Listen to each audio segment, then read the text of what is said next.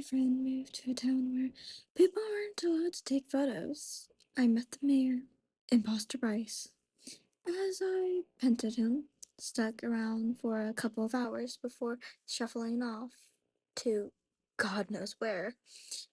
Once he was gone, I took fugitive in the bedroom and looked the least worn and tried my best to get some shut eye. Needless to say, I slept like the opposite of a baby. Ambulance sirens stung through the night. Occasionally sounds of sniffing in the backyard. Bushes rang in my ear. Struggling to fall asleep, I got up to look out of the bedroom window. Outside, a street was empty, save for a man a block away, hugging a lamppost and looking right up at me. Fucking hell. The night and my attempts to rest became a blurry, half awake, half asleep haze. Eventually, the sound of knocking at the front door interrupted my drowsy nap. I left the bedroom, approaching the sound, and looked through the door's peephole, expecting some horrifying sight or nightmarish creature. It was Bryce. He was flashing the same signal we'd agreed upon earlier. After a minute of gearing up, I accessed the bravery needed to open the door. He entered, and to my great relief, didn't shape into a warlock and rip my face off. Cool of him. He didn't say much, not even hello. His face wore misery, and his weird, colty, sluggish outfit had splattered of blood on it. He desperately shuddered to his room, mumbling incoherently under his breath. Huh? Weirdly, having him home now was enough to temporarily override the PTSD I was feeling from the 24-hour of mindfuck. I went back to the room, and within minutes, I was lights out. When I woke up, it felt like I'd emerged from the best sleep I'd ever had, to the point that it took me a good 20 seconds to remember exactly where I was and for the misery to creep in. I looked at the clock and saw the time was only 7:15 a.m. I was flabbergasted. No way that I only slept an hour. I entered the dining room. Bryce was already breakfast ready. Plates were set out on the table. Does time work differently here? I asked, taking a seat. Bryce sized up my outfit. I was still wearing my clothes from yesterday. I should have remembered to lend you my PJs. My bad. I grabbed a forkful of scrambled eggs. I was hoping he'd start curdling his habit of avoiding my question. I took a bite. Not bad. Time, he ruffled. Not sure. There's enough weird things happening here that I don't really dwell on it. Fair enough, I said. So, I was instructed to bring you with me to today's job. I almost splattered eggs all over the table. Bring me? Me explicitly. Yep. He turned his phone around and leaned across the table to show me. Well, I'll be. There it was, wrapped in a gray bubble, the most recent text in a thread. This morning, you will visit the Parker Group building and audit their operations. Bring Rosedale Beckett with you. I sighed. I assume I have to come because not following the rules here is a bad idea. He shot me ungracefully with his finger guns. You catch on, Freddo. I decided not to protest. After yesterday's shenanigans, it was probably best I followed Bryce's lead. We promptly finished up breakfast. Bryce basically made a beeline to his car in the driveway after. Dude took his job seriously. I joined him outside, half afraid of a banshee would jump out of the bushes or something. But after things were relatively tame, actually, the only thing out of the ordinary was a gathering taking place in the auditorium's mansion across the street from us. Through the window, I noticed a gallery of well-dressed societies, like sitting at a circle and reading a book together. A book club. At this hour? I rode shotgun in Bryce's Ada. When the fuck did he get to Ada? As he drove us to the skyscraper in the town center. So, what's the escape plan? I asked. I've always been particularly shit at small talk. I'm sorry? I assume everyone in town is trying to get the fuck out of Dodge. What's the strategy? Friendly reminder that your head gets diverted if you try to escape Rose. Or did you already forget about yesterday? Yeah. But isn't anyone there crafting, figuring out some way to break from this hellscape? Ha! I think we're all still in the learning how not to die phase of things, he replied. Disappointing.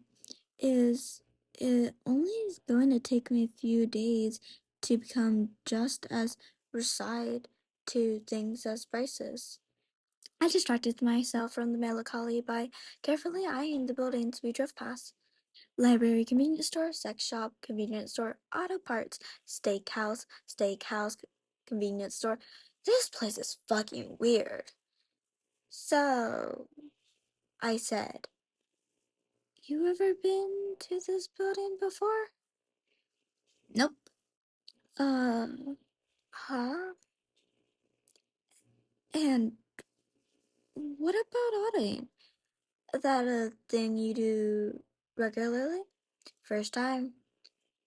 But you know what to do, right? Yeah, I was given clear instructions. Go inside, tell them why they're visiting, tell them, explain what they're doing, let them take us where they need to take us. If anyone has any concerns, say that they're friends of Miller Lane. Right. And who's Melina Lane? No clue, he said. Oh, right, another rule. Avoid small talk with employees. We closed in on the high-rise. Bryce slowed down to find parking. We stepped out of the car, the looming building ahead. We walked under the protecting compound as the stone pillar framed our path. I noticed groups of people lurking behind the columns, peeking their heads out, almost glaring, some smiling. Bryce, I'm kind of scared. Don't worry about them. They won't do anything. Okay. We reached the entrance. The motion sensor sliding doors parted gracefully, inviting us in. We crossed in the lobby. A very sharp-dressed greeter approached us. Why, hello there, sir. And look, you brought company. Here for audit, Bryce said smirkingly. Yes, of course, the folks up on 9 were expecting you. Great, we'll be on our way. Bryce, all business, walked to the elevator and pressed the button to call. He stared at the framed picture hung on the wall between the lifts. It was a portrait of a stunning luxury car. God, that's a sweet ride, he said. Ding! The elevator arrived. We slipped in at the steel box, and Bryce pressed on the button for the 9th floor. It went up. I mean, this isn't too bad. You always wanted to work in a fancy tech office, right? I asked. Yeah, I guess I did. Just getting trapped in this freaky town for that dream to pan out. Huh. I laughed, a little glimpsing of our buddy cop. Dominic was black under non-identical circumstances. He pulled out his phone slamily to check the text thread he had with his boss. Alright, so recap of the rules. If anyone asks, friends of Manila Lane. Manila Lane, I echoed. We'll explore ask the folks what they're doing, go wherever they asked us to. We'll take notes. We won't make small talks with them. Very simple. Got it. I nodded. The lift trembled momentarily as it settled into the ninth floor. Then the doors opened. We emerged into a floor that was pretty tacky looking decor, I have to say. It looked dated, unbecoming of the prestigious looking building it was housed in. We started down the hallway, flanked by the boardrooms on both sides. It sounded like business meetings were underway. Bryce entered one of the rooms seemingly at random. I trailed behind. Inside, a group of gentlemen, all dressed in prestigious white shirts, black ties, and sharp dress pants, sat around an age-laden table. Looks like they all got the dress moment for today. They momentarily paused for their discussion, looking up at us with puzzled stares. Here for Ada, Bryce announced curtly. Carry on. Bryce produced a small note and pen out of his coat pocket and began jotting down notes. The professionals hesitated briefly before assuming their conversation. So, as I was saying, one of the men said, we're finishing the design for the next convenience store.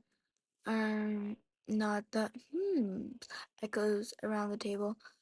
We need a clear, open road leading to the convenience store. Another contributed, no construction whatsoever.